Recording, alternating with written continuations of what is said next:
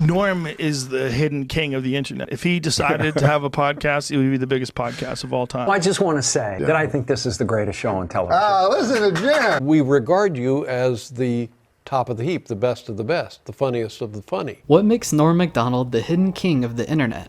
And why do other comedians consider him to be the best of the best? How does Norm deliver a joke? What makes him unique as a comedian? And what can we, as an audience, learn from his delivery? Part 1. Why is Norm saying that? From the perspective of a casual audience, one of the most perplexing things about Norm Macdonald is that even when Norm's jokes are bad, they're still well received. If that doesn't make any sense, watch this clip. There's a new strain of swine flu that could turn into a pandemic. Look, I don't know much about science, you know? I don't pretend to be a epidemiologist. Sometimes I do, but you know, that's when I've had a little whiskey. Yeah. But I do know this, a word cannot be good when it's a combination of panic and epidemic. So how'd this... Now what just happened there? Norm told a really lame joke, but it was still funny for some reason. Don't believe the joke was lame? Scroll down, his own fans would actually disagree with you. Norm telling lame jokes is funnier than anyone telling good jokes. He's a master at telling unfunny jokes and having them turn out hilarious. In order to understand that clip, you need to see the bigger picture. Although Norm's an excellent stand-up, his talent isn't in writing jokes, it's in creating situations. I'm sorry about bringing up Hitler.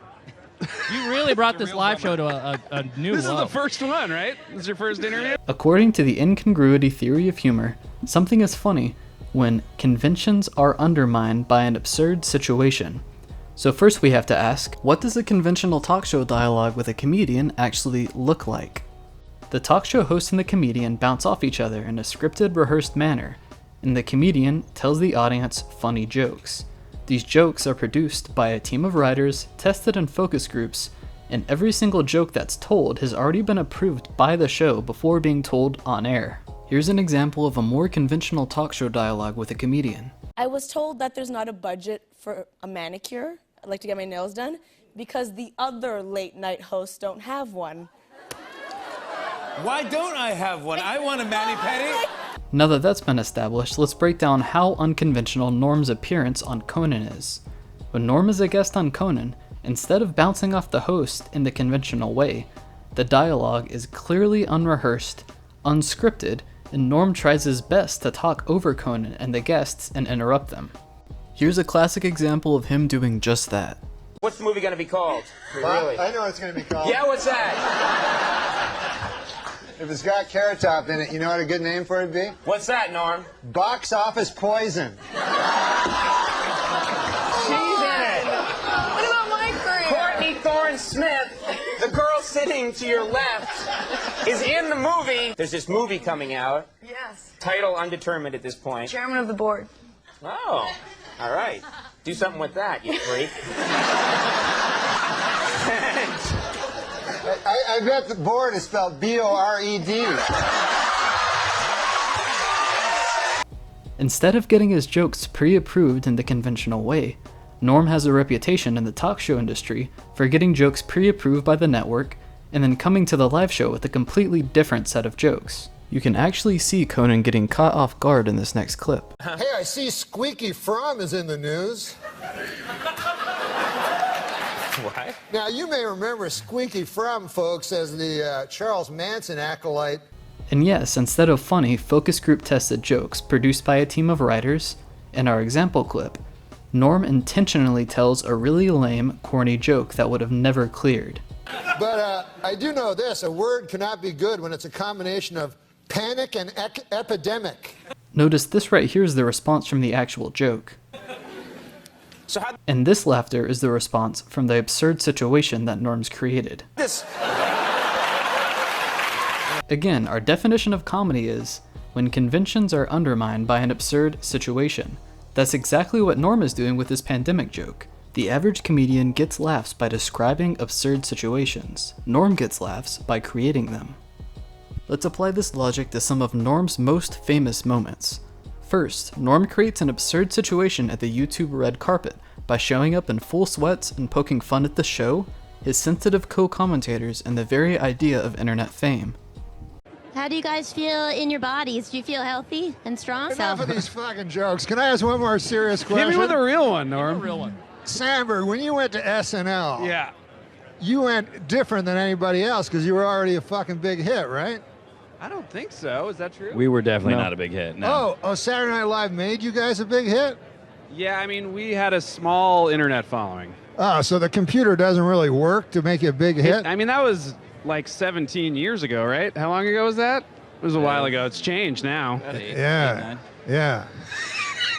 In what a lot of his fans consider to be his best moment, Norm performs at the roast of Bob Saget. Roasts, especially at the time, were some of the most vulgar content on cable television. Let's watch some of Norm's roast. No, but Bob has a beautiful face like a flower.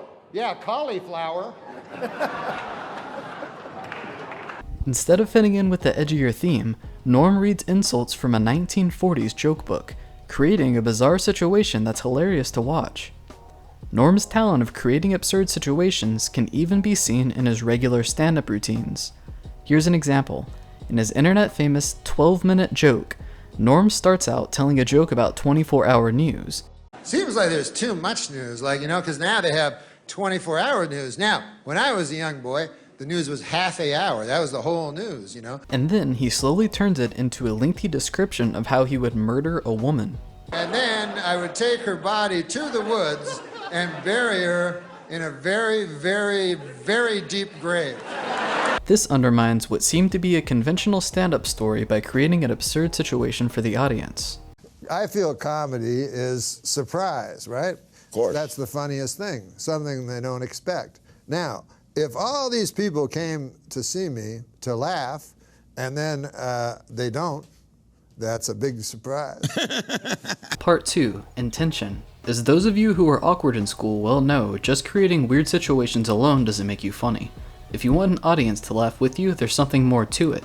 You have to show intention. After all, if you create an absurd situation and you didn't mean to do it, or you're not self-aware about it, you're just a weird person. However, if you create an absurd situation and you're able to show that you did it intentionally, and that you're on the same side of the joke as your audience, you're a genius.